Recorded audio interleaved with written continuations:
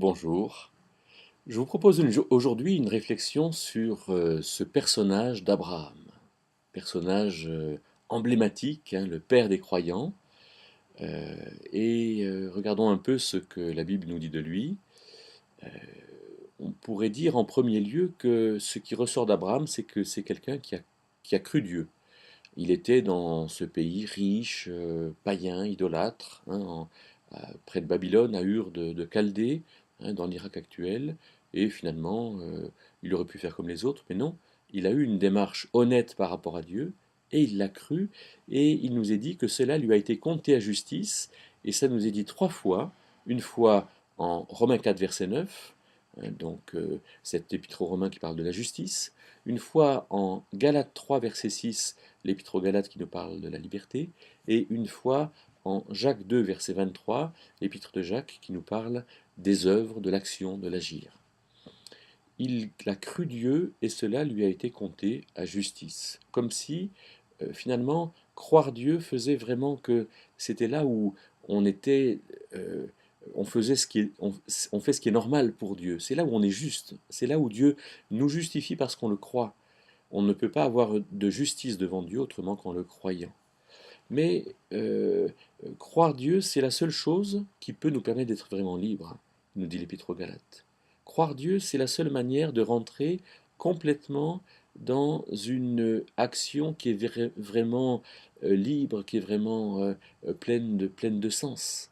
En fait, c'est pas parce qu'on est persuadé, nous, qu'il faut faire ceci ou cela, qu'on a raison de le faire et qu'on a cette pleine liberté pour le faire. Non, c'est parce qu'on croit Dieu également.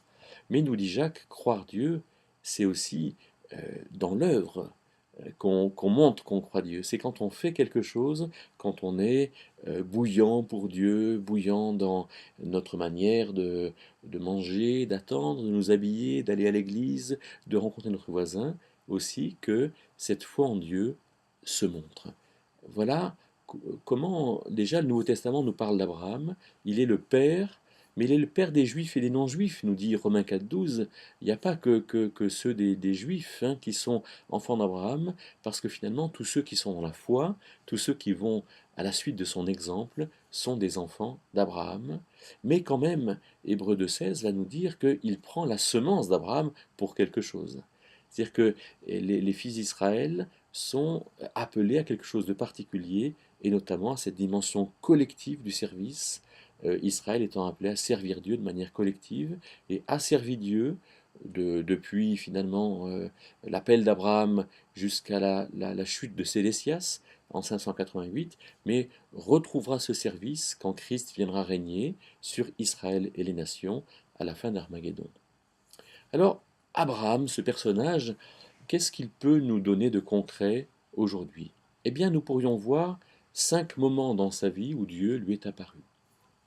On trouve ça dans le livre de la Genèse, du chapitre 12 jusqu'au chapitre 22. Chapitre 12, quand Abraham va quitter son pays. Chapitre 22, quand Abraham va s'apprêter à sacrifier son fils. Alors, quelles sont ces 5 fois? La première fois, c'est en Genèse 12,7 quand l'Éternel apparaît à Abraham. Alors pour nous, ça peut nous titiller un peu. Qu'est-ce que ça veut dire apparaître? Eh bien, l'Éternel est certainement apparu à Abraham sous forme humaine, comme il a apparu à Adam, comme il a apparu à de nombreuses personnes sous la forme de l'ange d'Éternel, euh, dans une relation de grande proximité. Et il dit, je te donnerai ce pays et je le donnerai à ta semence. Voilà l'appel de ce que j'appelle pour moi l'évangile du royaume, ce langage de Dieu collectif, hein, qui s'adresse à un pays pour lui montrer comment est-ce qu'il faut qu'un pays euh, fonctionne finalement. Nous devrions voir en Israël et dans sa loi une manière collective de fonctionner. Deuxième apparition, Genèse 15, verset 1, Abraham va entendre de la part de Dieu ces paroles, ne crains pas Abraham, je suis ton bouclier et ta grande récompense. Alors quand les choses ne vont pas, je crois qu'il faut qu'on comprenne vraiment que Dieu s'engage.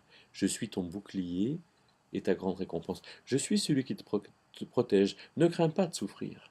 Toute sa souffrance a un sens. Voilà, moi je suis ton bouclier, ta grande récompense. Troisième apparition, Genèse 17, verset 1, il lui dit, marche, sois parfait devant moi.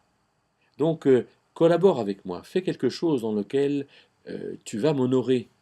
Quatrième apparition, Genèse 18, verset 1. Et quand Abraham va détruire, l'Éternel va détruire Sodome, il entend, on peut nous entendre Dieu lui dire, est-ce que je vais cacher à Abraham ce que je vais faire à Sodome? Abraham est mon ami. Donc on voit comment Abraham a marché avec Dieu et est devenu dans cette amitié avec Dieu. Quel bel exemple. Et en Genèse 22, dans cette cinquième euh, apparition, manifestation de Dieu, Dieu lui dit, sacrifie-moi ton fils, peut-être parce que le fils d'Abraham avait pris une telle ampleur dans sa vie qu'il fallait qu'il s'en détache. Et bien que cette réflexion sur Abraham puisse nous encourager à écouter les manifestations de Dieu et à marcher avec Dieu comme Abraham l'a fait.